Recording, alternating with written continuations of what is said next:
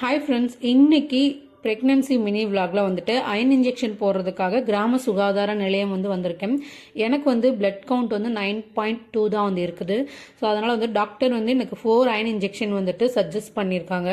இந்த iron injection ஒரு நாள் விட்டு ஒரு நாள் போடணும். ஒரு 20 மினிட்ஸ் கிட்ட டைம் ஆகும்.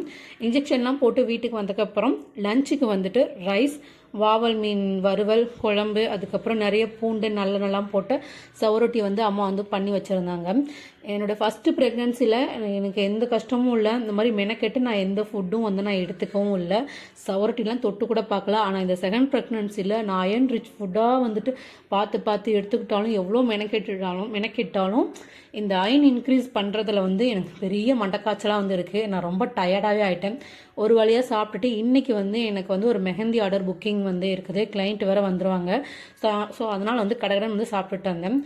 ஸோ இந்த ஆர்டர் கன்ஃபார்ம் பண்ணுறதுக்கு ஹஸ்பண்ட் கிட்டே நான் பர்மிஷன் வாங்க பட்டப்பாடு, அதோட பெரிய பாடு. ஒரு வழியாக அவர் ஓகே சொன்ன பிறகு தான் இது கன்ஃபார்ம் பண்ணி போட்டேன்.